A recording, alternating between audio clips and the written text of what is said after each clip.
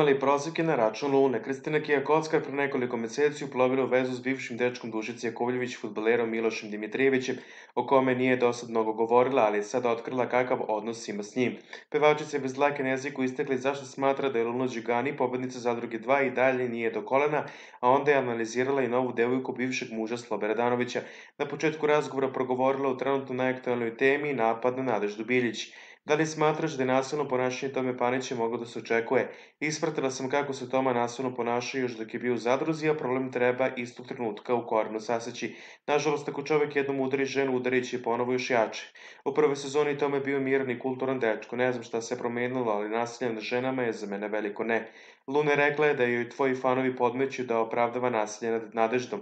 Naravno da mislim da se time vadi. Tu prepisku je objavila njena fan stranica koju ona sama prati, a koja je nakon toga ugašena. Jako ružno da uvlači moje fanove u to, pogotovo da mene uzima u usta.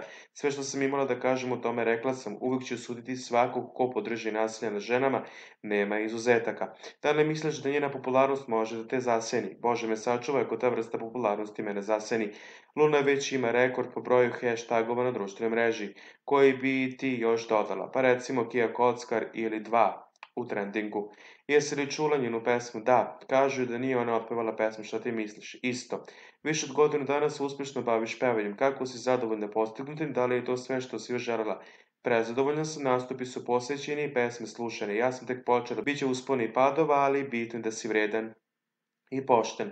Da li dovoljno zarađuješ ili smatraš da bi mogla i više? Uvek može više, ja sam sposobna za mnogo više, samo je malo sati u danu, ali zadovoljna sam i ovim jer iskreno i nemam neke troškove ni kredite.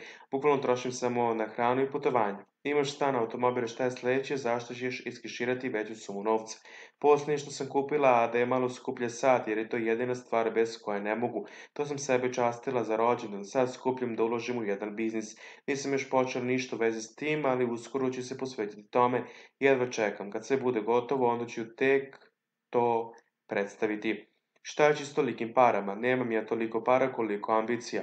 Šta se dešava sa nasledstvom tvog oca? O tome se dosta pisalo. Dobila sam pola nasledstva.